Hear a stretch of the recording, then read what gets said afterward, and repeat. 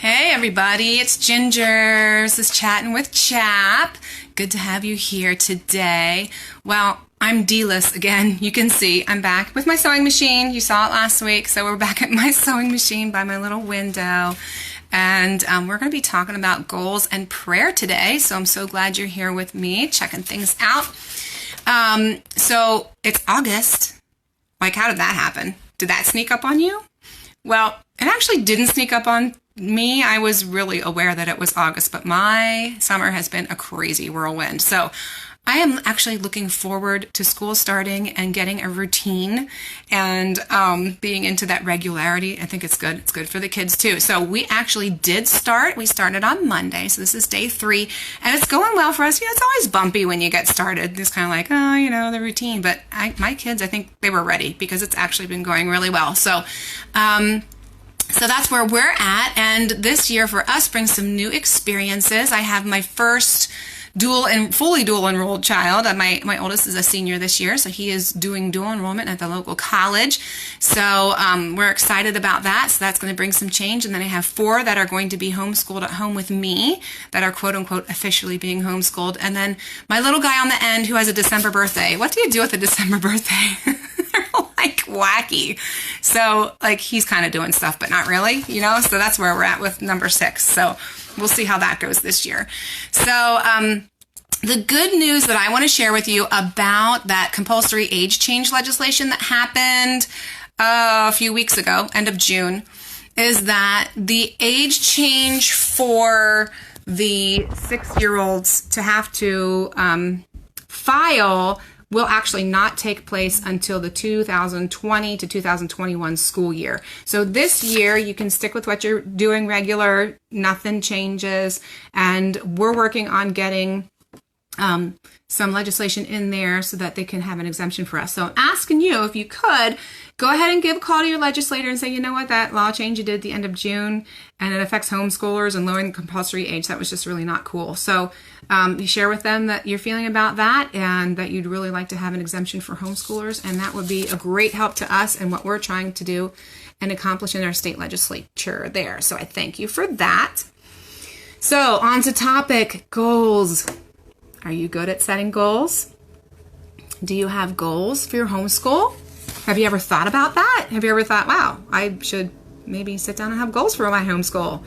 It's actually important to make goals. It kind of seems like, yeah, well, my goal is to teach my kids school. Okay, well then write that down as your goal. So it's good to do that. However, someday you're going to need a really solid goal for why it is your passion is to homeschool your kids, because there's going to be a day or a week or a month or even a year that really challenges you to the core. I mean, you're going to see that little yellow bus driving by outside on the street and you're going to go, oh, little yellow bus, please stop at my house.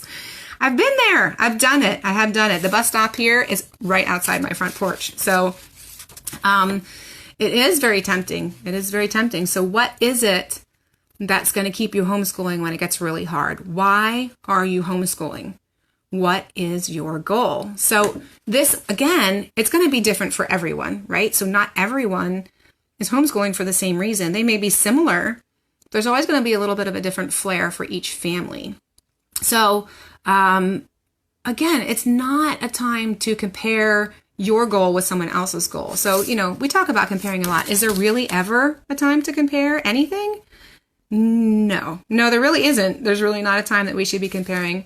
If anything, we look to Jesus and see how we're measuring up to Jesus. But other than that, we are not to compare with each other because it's just not healthy.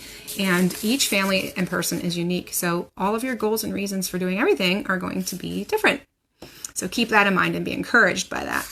So what makes your homeschool tick? What is your passion for homeschooling fueled by? This is your core goal. There can be many secondary goals, many layers. Like you can have your primary goal there is the bullseye in the middle, and then you have little consecutive rings of other layers of goals. So you have your main core goal, and then the next most important, you know, maybe 1 or 2 there, and then the next out, and then you get the fringe stuff and all that for homeschooling. But there's different layers there. So that inner core goal, that bullseye on your goal chart, is what's going to keep you going when the whole rest of the world falls apart. Okay, when you're like, I just can't do this anymore. I just cannot do this anymore. So that is the goal you look to. That is the goal that you remind yourself of. So you take that goal and write it down, or make wall art out of it, or some kind of picture, or in your mom's schedule folder, you make a picture and put it in there so you can remind yourself of what your core goal is, so you can get your mind refocused on those days when you're just like totally frazzled. And some of those days will be hard. You might actually need to go up into your bedroom and take a break and be like, kids, you know what? Take the afternoon to yourself and figure it out, or teach each other or whatever, because I need a break. And that's happened to me, and it's okay. It's okay. But on those days too, doesn't mean you necessarily throw in the towel. You can say, you know what? No, but this is my goal, and this is what's gonna keep me pushing forward in our homeschool. So isn't it really important? So, and it may be hard to pinpoint this main goal. It could require lots of discussion with your husband, lots of prayer, lots of meditation, just some quiet time thinking over what it is that motivates you in that way. So Steve and I had long discussions. We did a lot of drawing. I'm a visual person, so we drew a lot of bullseyes and made lists and things like that until we figured out what was working for us. So our core goal personally is to raise our children to love Jesus and to follow him in everything, every single nook and cranny of their life. That's what we're trying to teach them, to just put him first everywhere. So, and that main goal hasn't changed for us, but some of our fringe goals have changed. And actually, I think it's probably time for Steve and I to revisit our goals and to look over those things again and see if we need to adjust how we do things with our kids or how we're functioning with our homeschool. So it's a good idea to revisit things. And always keep those goals somewhere where you can find them pretty easily. So besides goal setting, it's another great idea to pray over your homeschool. So I know it's good to pray over curriculum. What curriculum should I use? What's the best thing? That's great. And it's good to pray at the beginning, God, guide me and show me what it is that you want me to do with my kids this year. It's good to pray at the end and say, thank you, Lord, for taking us through this year. It's been quite the year. But there's so many the little things you could be praying over too. Those big things are really important.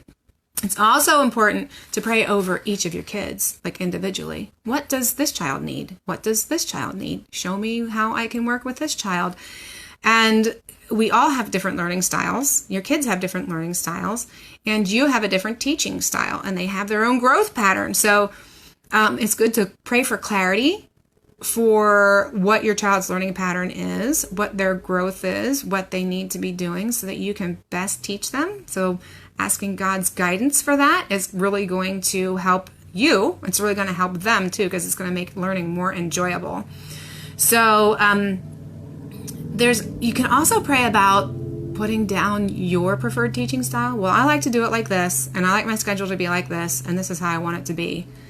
And I know we just love to organize our days, and we love to have it pit-pat, and we know what to expect. But sometimes that just doesn't work. Either things are happening in your schedule, and you just can't make that happen, or it just doesn't work with how your kids are learning. So it's important to be able to pray over that and to be able to give up how it is that you really want to run your homeschool, and see how it is that God really needs you to run your homeschool so that your kids can learn best, or your kids can grow best. It might not be about learning.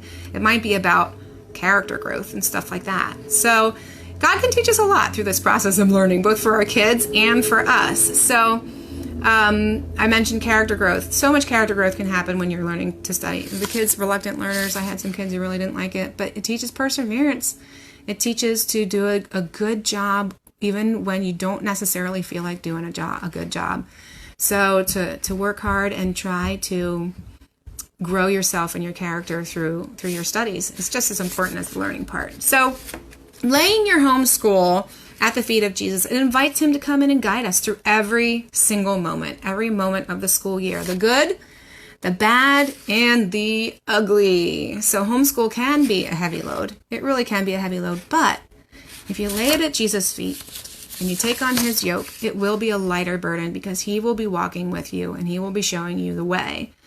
And it makes it easier that way. So we do have a beautiful Savior who loves you and cares about you and your family and what's going on in your family. So rest in that truth as you gear up for another year of school. He's got it. He's got you. He loves your kids. He loves you, and he knows what is best for you. So come to him, ask him for help.